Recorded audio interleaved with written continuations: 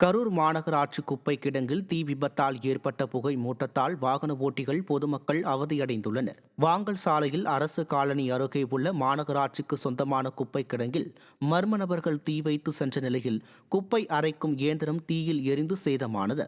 அதிக காற்று காரணமாக தீ மளமளவென பரவி எரிந்த நிலையில் தீயணைப்புத்துறை வீரர்கள் தீயை அணைக்கும் முயற்சியில் ஈடுபட்டனர். இருப்பினும் அப்பகுதி முழுவதும் புகை மண்டலமாக காட்சியளித்தது. இதனால் அவ்வழியாக செல்லும் வாகன ஓட்டிகள் மற்றும் பொதுமக்கள் கடும் அவதியடைந்துள்ளனர். கள்ளக்குறிச்சி மாவட்டம் சங்கராபுரம் அருகே மதுபோதையில் மருமகன் மாமியார் வீட்டிற்கு தீ வைத்த சம்பவத்தால் பரபரப்பு ஏற்பட்டது. உலகளப்பாடி கிராமத்தைச் சேர்ந்த அலி என்பவருக்கும் அவரது மாமியாருக்கும் இடையே பிரச்சனை ஏற்பட்ட நிலையில் மாமியார் நூர்ஜஹான் என்பவரின் கூரை வீட்டின் மீது தீ வைத்துள்ளார். தகவல் அறிந்து வந்த தீயணைப்புத் துறையினர் நீண்ட நேரம் போராடி தீயை கட்டுக்குள் கொண்டு வந்தனர். இதுகுறித்து போலீசார் விசாரணை மேற்கொண்டு வருகின்றனர். திராவிட மாடல் ஆட்சியில் மதுபோதை ஆசாமிகளின் அட்டூழியம் தாங்க முடியவில்லை என்று பொதுமக்கள் வேதனையடைந்துள்ளனர்.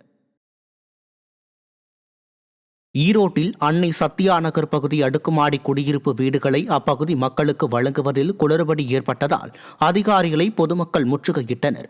அதிமுக ஆட்சியில் அடுக்குமாடி குடியிருப்புகள் கட்டப்பட்டு ஆட்சி மாற்றத்திற்கு பிறகு ஆமை வேகத்தில் தற்போதுதான் முடிவடைந்துள்ளது. இந்நிலையில் 60,000 ரூபாய் தொகை ஒதுக்கீடு செய்து இதனை முதலில் வழங்குவோருக்கு முன்னுரிமை என்ற அடிப்படையில் வீடுகள் குலுக்கல் முறையில் வழங்கப்பட்டது. இதனால் பழைய குடியிருப்பில் இருந்தவர்களுக்கு அதே தளத்தில் வீடுகள் கிடைக்காமல் மாறி வழங்குவது சர்ச்சையானது.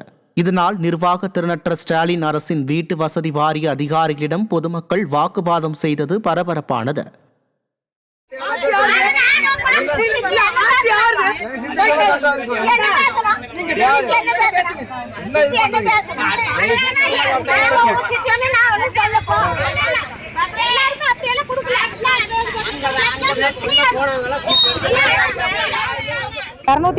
வீடு கொடுக்குறாங்க சார்.